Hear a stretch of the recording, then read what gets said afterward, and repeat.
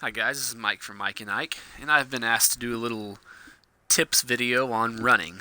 While I do not claim to be an expert, I do have frequent success in the run game, and that's actually what's carried me to the record I have and carried me into the playoffs so far. So I'm just going to go through the concepts here and show some of the more common running concepts and give a few tips on how I run them without giving away too much of my run game. So let's just jump right into concepts here. Everybody knows right off the bat that the power O play is one of the more overpowered plays. It's not a secret or anything like that. So let's just take a nice look at one. Let's look at the one down there out of Weak Twins. Power O. And we'll just run it against 3-4. It's a very common defense, the 3-4 odd. Okay, so the first thing you're going to notice when you look at this is people pay way too much attention to that green box. That green box just tells me that I have a blocking advantage. It doesn't tell me anything about getting a positive run out of this. It just tells me that I've got 3 blockers to the right of my center, and then a pulling guard and a fullback. So I have 5 blockers to the right of center, and he only has 4 guys to the right of center in that box. So technically, this should be a very successful run. So let's run it and see what happens.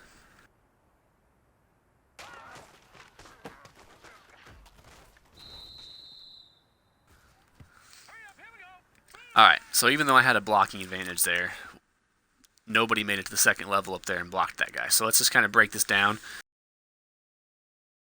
and see what happened. So real slow here. I'll hide this so we can kind of see a little better. So the ball was handed off. You'll see everyone kind of got their blocks. And what happened was number 79. If you watch number 79, and that is an undrafted free agent I signed right after the draft. He's an 82 overall now. I've done pretty well with him, but he still needs his awareness to be brought up a little bit. So I feel like if he was a little better left guard, this may not have happened. But if you watch what he does, he kind of goes up like he's in a double team, or I'm not sure what he's thinking. But then he cuts out. And by that time, I'm already past him and on to the secondary. So if 79 had done his job, that would have been an even larger run. So let's run it again and see if we can have a little more success there. Same situation, should be the same type of play.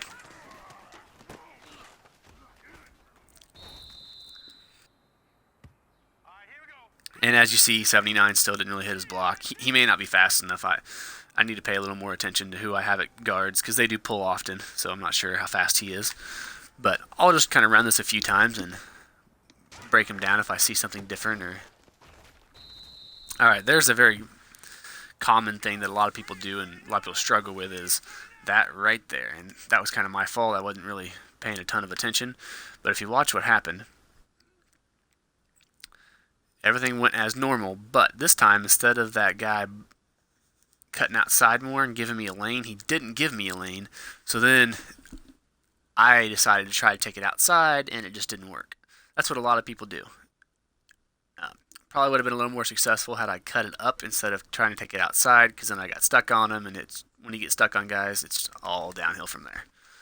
So let's run it one more time and see if we can have some actual success with this run, like I know we can. Kind of having the same results. I mean, we're getting 5 yards per run, so I definitely don't think you should complain about getting 5 yards. There's my beast Daryl Jackson just running through people like nothing. He's an animal. But I don't think there's anybody that would complain about getting 5 yards per carry consistently, and that's what the halfback power O is. You're going to get 5 yards pretty much consistently unless you do something stupid, and then you have the chance to obviously break for a much larger run. What a lot of people will do is they'll flip this run, which will still give you the green, and then I did not mean to motion him, sorry. I was just going to look at something. We can leave him over there, okay. And they do this, and they have the green, and they think that they're going to do better because they also have the receivers. But if we run this way, let's watch what happens.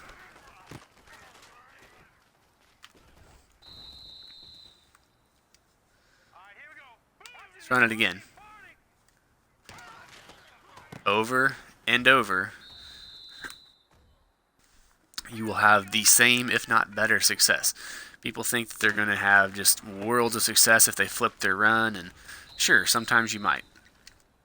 But most most wide receivers are not the best blockers in the game, so I would not rely on them to be consistent blockers for you.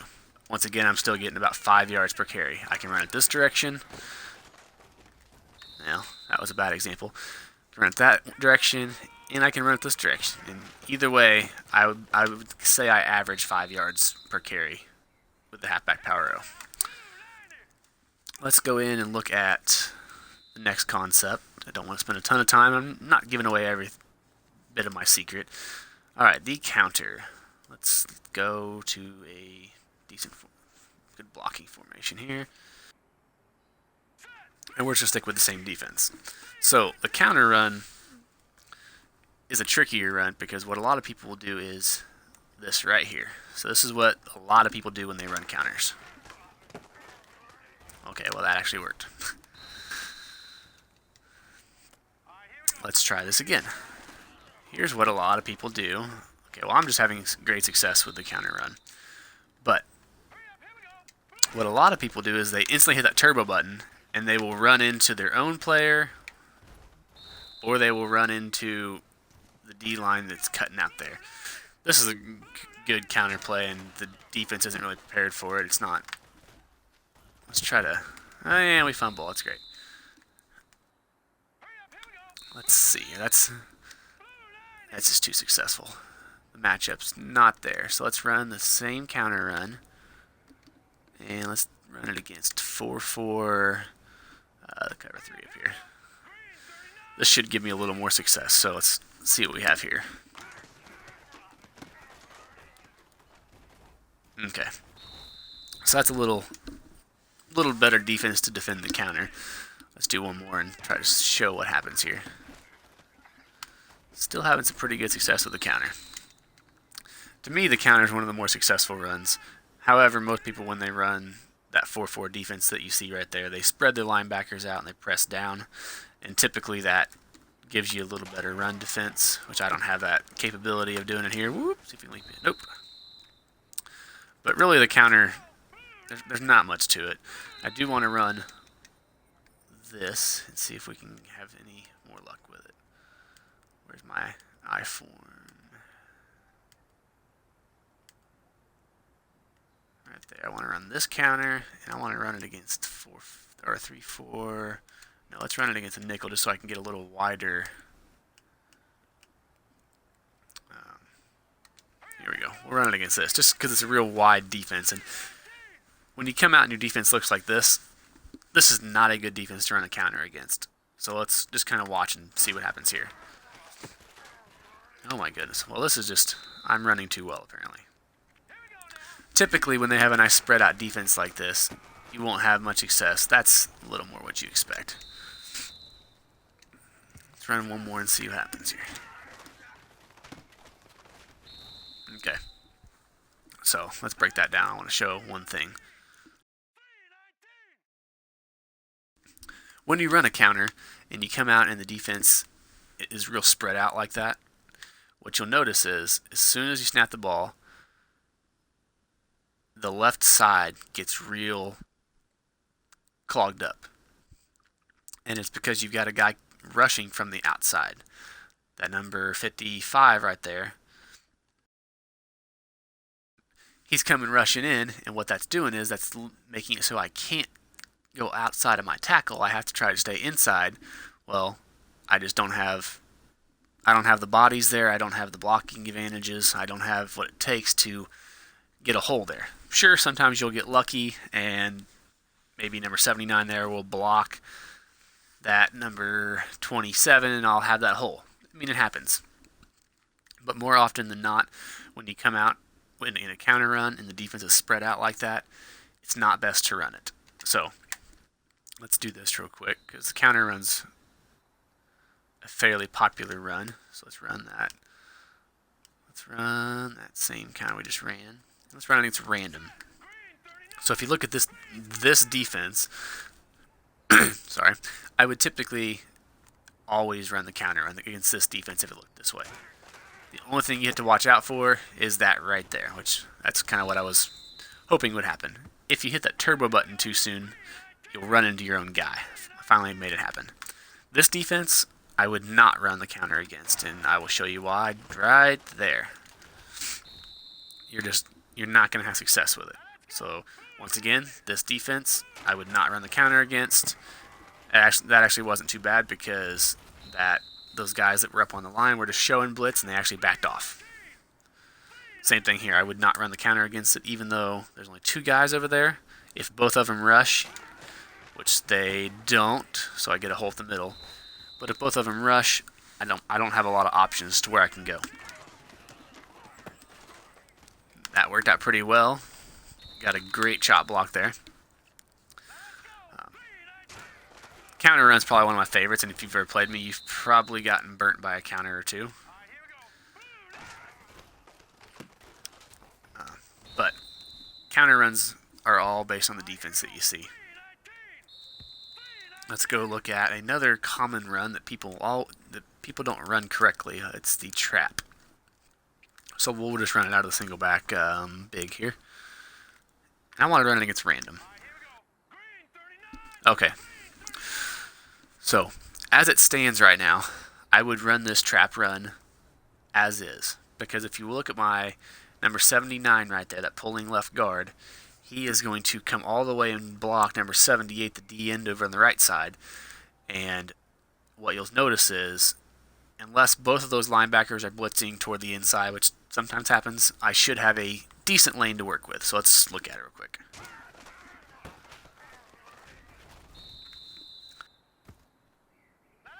Alright, so trap runs, real simple. Here's what you look for. My pulling left guard, I don't want to zoom out, I want to go, that's not what I wanted to do. Alright, my pulling left guard is number 79 right there. You want him to pull and go to the farthest guy on the D-line that there is, as long as he's inside of the tackle. I know that's confusing, but my tackle is number 69 right there. So my other tackle is number 62. Number 78 is the farthest from number 79 that is still inside the tackles. And it's much easier to kind of think of it as, if you look at number 97 there, he is basically adjacent to my center. You don't want the pulling guard blocking the guy adjacent to your center. So if we look at it, what happens is that guard pulls, the center blocks the other one, and then I have number 74 and 69 right there that go straight to the second level instantly and give me some running room. That one there, I probably, well, if 74 had blocked toward the outside a little bit, I could have cut that to the outside and maybe gotten a bigger gain. But either way, once again, I got a 6-yard gain, which if you're getting 6-yard gains consistently, you're doing well. So let's look at this real quick. This is a formation I would never run the trap against. Those 2 guys in the middle, even if they drop back, they're probably going to cause problems. So I would not run the trap against that. This is another tough one because you got a guy set up on your center and your 2 tackles. So I'm not a huge fan of running traps against this either. Basically, you're going to get a higher chance of a block shed, and then you got to pick which way you want to go. Just trying to run some here and see what we have some success with. Right there, you notice there wasn't anybody over the center, and it allowed for that blocking advantage. Trying to get one more good look, and I'll show one more thing. Not having much luck right now. I'll run it a few. No, this is a terrible one to run it against. Jump, jump, jump. Oh man, I'm not having any success with what I want to show. Yeah, of course we get this defense.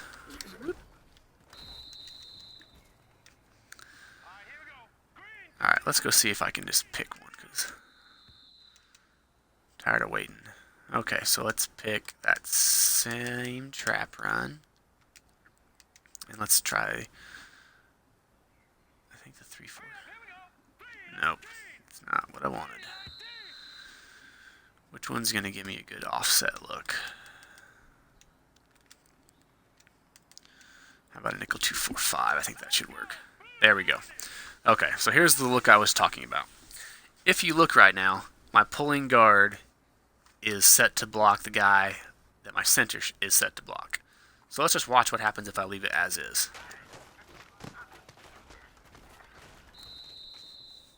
Okay, so pretty obvious to see that was not successful. So let's look at it really fast and see why. So 79 pulls and has nobody to block. So essentially, you're wasting number 79's blocking capabilities at all, and then you are leaving all of your guys blocking one-on-one. And if you've played this Madden since it came out, you know that the block sheds are absolute crap in this game, and the worst players get block sheds against the best O-line, and it's just god-awful. So, you want that pulling guard. Like on this play here, you would want 74 to be the pulling guard, and you'd want him to go over and block number 97. So let's watch. Okay, so if I flip this run and make 74 my blocker, all I did was flip the run. I didn't do anything else. Watch the difference. Yeah, it wasn't much better. But let's see if we can get a successful one there.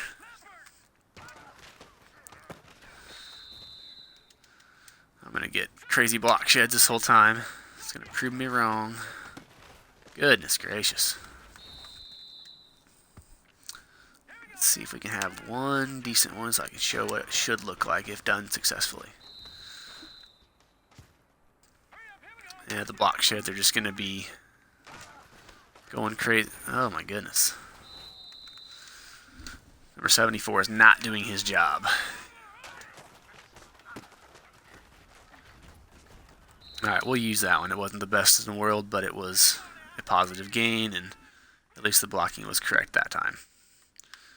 Running's very fickle in Madden. I mean, one time you can run it and it'll be a huge gain. The next time you can run the exact same thing against the exact same defense and it'll be a 4-yard loss.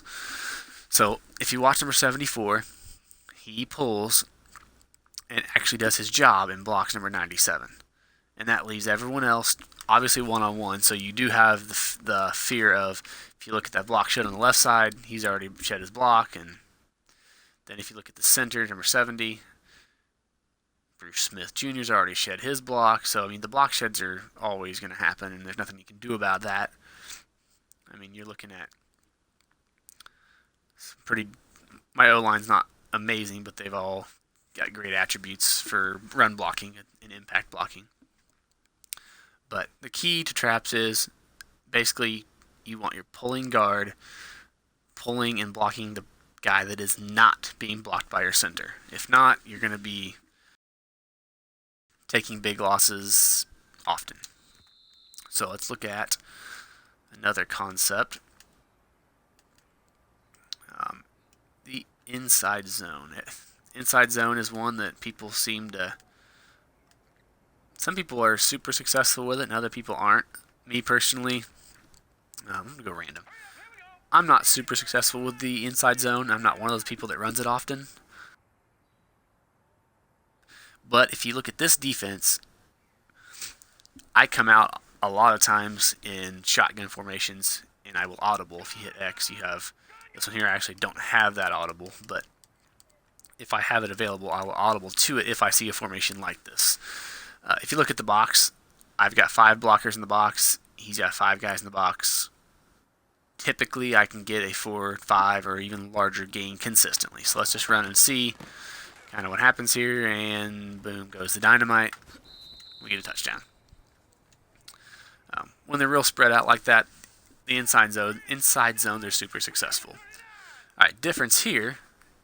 The D-line is not spread out as much. And now technically I have 6 guys in the box because the guy over there on Baptiste is technically in the box. So if I run this, you'll notice just because that line is not spread out, I won't have holes, and I'm going to be forced to take this outside of my tackle. So let's watch and see what happens. Okay, well, I actually had a bit of a hole, and I was focused on taking it outside. Here again, people come out and they see the red, and they won't run.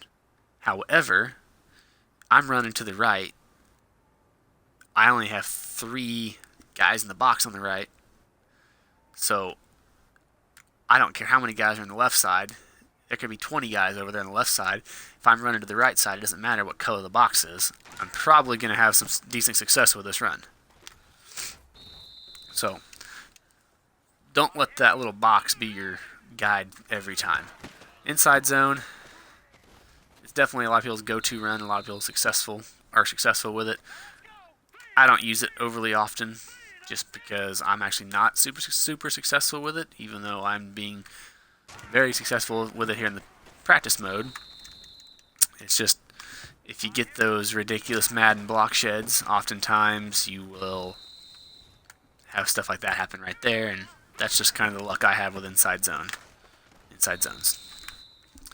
Not going to spend a ton of time. Oh, let's just look at this here. Nice little, absolutely load in the box, probably goal line formation. And that's kind of what I was hoping for you. You get those instant block sheds like that, and you don't stand a chance. All right, let's go quickly and look at. I'm not really going to go over stretch runs. Stretch runs are overused in this game. Some people are successful, some people aren't. It's very, very similar to the idea of a counter run or an AC Power O. You want to look at how the defense is set up. I do want to look at sweeps, because everyone seems to be fan of the toss, and I'm not a huge fan of the toss this Madden. I don't think the toss is overly powerful, but I do want to run it against random just so I can see. So if you look at this defense and look at this toss play, people see that red box and they get scared. But what you have to pay attention to is, to the left of my center, I've got a pulling guard, my tackle, and my fullback that are all blocking to the left side. There's only 3 guys in the box to the left of the center. And then my receivers are responsible for blocking those 2 guys, which sometimes happens, sometimes doesn't. So let's just run this and kind of see what happens. Well, that was a very, very quick block shot by number 97 there. Let's kind of see what we can have any better luck with it. And we can't. Let's try to find. I'm trying to get to a slightly different defensive formation, but all these are very similar. This is typically the luck that I have with tosses, and this is why I don't really run tosses. This defense here is kind of a waste of time. It's not a defense for the run. I'm just not personally a fan of tosses, and they're just not something that I typically run this Madden. Last Madden 16, they were very overpowered at times. I will say, however, if you come out and the defense is kind of the way it was there, where there wasn't a lot of people on the left side, and you're in a toss play like this one here, this should be a successful toss play. You don't have a lot of people over there, and of course, my 95 speed running back gets caught by a 77 speed defensive end, which, yeah, that's just amazing when that happens. Get out of my way. But you guys, everyone knows how to use tosses very well. Those aren't something that needs to be talked about too much. More than anything, tosses to me depend on the formation of the defense, which that's really honestly all running the ball is, watching your defense. So I know this has been a little long, but I do want to go in here and do random run against random defense and just kind of give some insight into what I'm thinking, my thought process. This is not a play I run very often, nor will I ever, so I'm not a huge fan of end arounds and back-to-back. That's ridiculous. Let's see if I can have any luck with it. A couple yards at least. Okay, so here's a trap run. This actually is set up the way I'd want. My left guard's pulling toward the guy on the right side, so let's see if we can have some luck with it, and boom. This is essentially another type of trap. It's a wham. It's whenever your tight end is the one that actually comes in.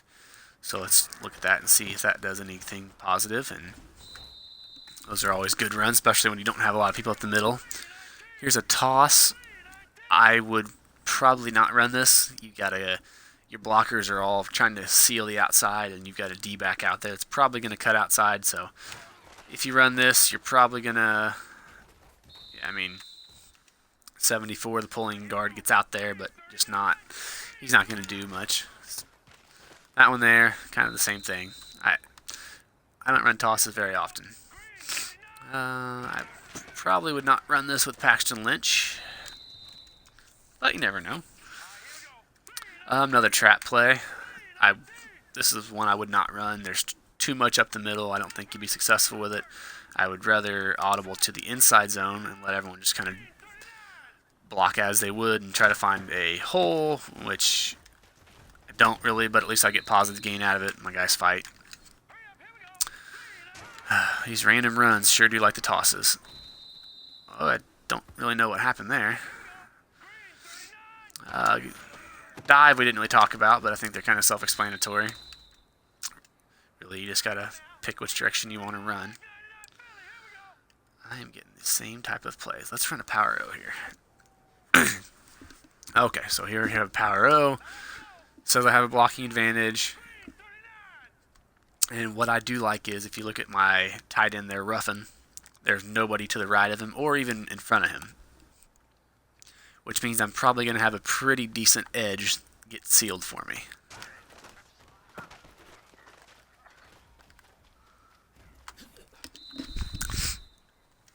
More than anything, running is just figuring out what works and what to do about it. Like this here, first off, this is goal line defense, so it's kind of irrelevant, but this would not be successful ran that direction.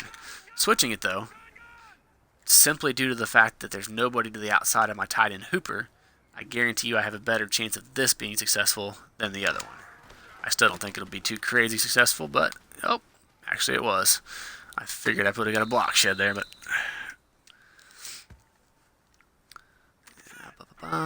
This is a play I would not run. It's a wham, guy up the middle there. I would probably audible this to a stretch, which isn't much better, and then flip this, because now you've got on the outside of the hash marks there, you've only got 3 guys to 4 guys on the outside of the hash mark on the right side. So you just have a little bit better odds of it's easier to break tackle from 1 or 2 guys than it is 3 or 4 guys. And it doesn't help it doesn't hurt to have a running back like Darrell Jackson. I didn't talk about draws. Some people love draw plays. I personally hate draw plays. If you see me run a draw, it was probably an accident. And QB draw again. We're going to wrap this up here in a second. I just kind of thought I'd run some plays and give my insight on what I see and how I read defenses and shed a little light into my brain. I'll run a couple more here and see if we can have anything different. Here's one where if you look at this, the box is absolutely loaded up. That run's not going to be successful. So I would, even if you audible to a power O, you do have a little better luck. But if you look at the guy, the linebacker that's outside of number 82, the edge will not get sealed as well. And if you watch what happens, this will not be as successful of a run. Just because, well, break some tackles there, but that edge just doesn't quite get sealed as well. And what I find is if there's a guy outside of your farthest outside blocker, you're going to have less success. Somewhere here, that edge doesn't get sealed,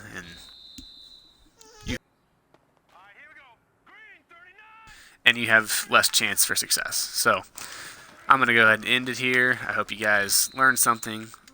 Once again, I'm not by any means an expert, but I do have success, and sometimes sometimes what I view as common sense and common knowledge is something some people don't realize or think about. So this is Mike from Mike and Ike, and I'm going to go ahead and sign off here.